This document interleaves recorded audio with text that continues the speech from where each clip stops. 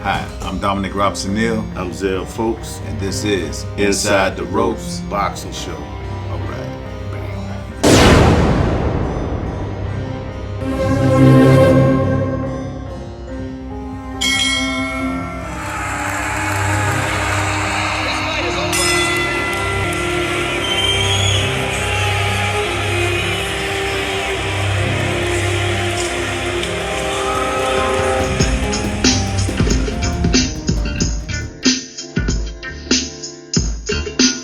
Hi, I'm Dominic Robson-Neal with another episode of Inside the Ropes. I got my co-host, Coach Marlon Clemens.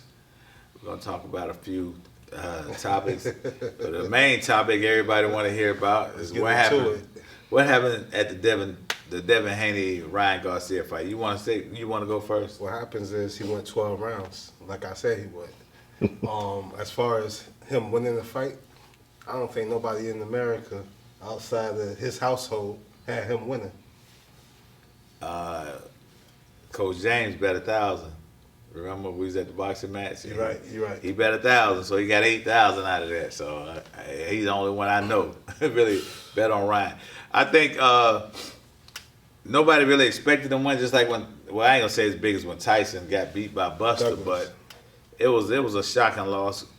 First of all, Ryan played the game with him perfect. Ryan set him up on the weight. Devin came to the scale looking like Skeletor. Right.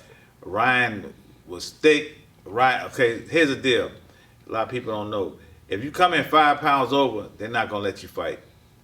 You come in 2 pounds over, they'll tell you to go get the weight off. Right, go run it off. If you come 3 pounds over, they consider that too much to run off in an hour. So you just stuck at 3 pounds and then you negotiate again. When you have a purse, but usually it's 20% of your purse to the other person if you're overweight. Ryan didn't care. Ryan bet what he bet $2 million on himself. Right. He got 12.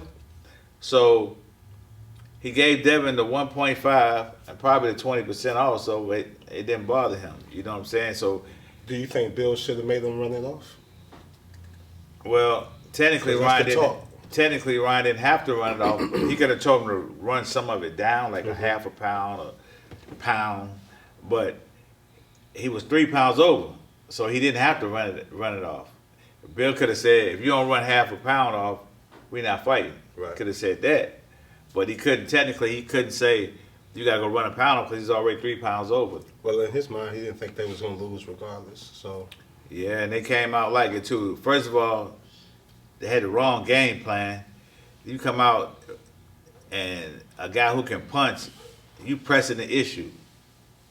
First of all, if you notice when Tank fought him, Tank moved around the ring, moved, didn't let him get hit till he wore up, till his energy went down just a little bit. Right. You know, in the first 45 seconds, the person is at their strongest. Plus, he got adrenaline flowing. So Ryan caught him with a couple shots early and hurt him, and that stuck with him the whole fight. But Ryan wasn't in no shape. Ryan was fighting in spurts. Ryan would fight like 15 to 20 seconds a round, but they were hard punches. Right. So he let Devin get off, bing, bing, bing, bing, bing, and then he throw 3 or 4 hard punches and catch him. And people used to say Devin didn't have no chin. Well, that's how you treat somebody that don't got a chin. You're right. It didn't look like it. But I think if Ryan would have stepped on the gas and threw off more than 1 or 2 shots, he would have got Devin up out of there. I don't know, because Devin was holding too much. He kept holding the whole fight. Anytime Ryan would try to get off, Devin would hold him. He was getting off enough to drop him. So if Ryan didn't have the stamina to get up on him and just keep throwing punches, if he'd kept punching him in his head and his jaw, he'd have got him up out of there. He was throwing 3 or 4 piece combinations. He was through about 5, 6, 7, 8, 9, because Devin wasn't doing that but trying to run and grab him because he was out of there. He dropped him 3 times, and technically another time the ref could have called it a knockdown. Right, 2 other times. Right. So, I think Ryan was like, hey, it is what it is. I'm winning. But technically, he wasn't winning, even because I gave Ryan the first round. The second through 6, Ryan lost. Absolutely. Then the 7th, he dropped Devin. So that's still a 10-8 round. So he still was losing. And then He dropped him again and got the point taken. dropped him again. That's 10-8. Then he got a point taken, so that's 9-8. So he's still not winning. But it looks to the untrained eye, it looked like this man getting slaughtered, but the man actually winning rounds, putting rounds in the bank. Right. But he wasn't in no physical. He wasn't in physical. He didn't have enough shape left in him after them hard punches to really do nothing, because he was throwing punches and. You think there's a reason why he failed to go to the body this fight? Well, he got caught up with his ego. His ego got him jammed up. He went out there trying to knock this man out. What fight have you ever seen Devin come out trying to knock somebody out? He always boxed. And that's take what I his was time. saying in the lead up. Like, Devin, it's known facts. He has no power in his hands. So when Bill Haney is putting that pressure on Devin by saying, we're going to go out and get a homicide, we're going to go out and kill him, you don't even have that type of dog. So I think, Ryan really got in their heads mentally this whole promotion and just had them all out of character. Now the word going around is, does Bill add to the corner? Or does he step away from the corner? Well, in the corner, they had too much confusion anyway. They got too many people talking. You got one guy yelling up to do something. One guy up on the ring trying to put ice on him. He yelling at him. Bill giving him more motivational speeches instead of instruction. He needed to come here, and I think that was Bill's first time being in that situation, so he didn't know how to take it. He was panicking also. In what situation you mean? Because they've trouble. been in big fights. They've been in big fights. He ain't been in trouble like that. He ain't never been down. You remember, he never been down before. Now you down 3 times. Well, you down, even after the first knockdown when he barely got up. Right. His dad ain't never seen him like that before. So now he come back to the corner. What do you tell him? You got to make an adjustment. I'd have told him, look, man, get on your bicycle, jab and move till you get your stuff back together. The first thing Devin did, though, after he got hurt, was come out and go forward. Then he coming in with no jab. He just coming in, trying to get close. I don't know what he's trying to get close for because he wasn't going to the body. But maybe he used that as a defensive tactic, But I don't know.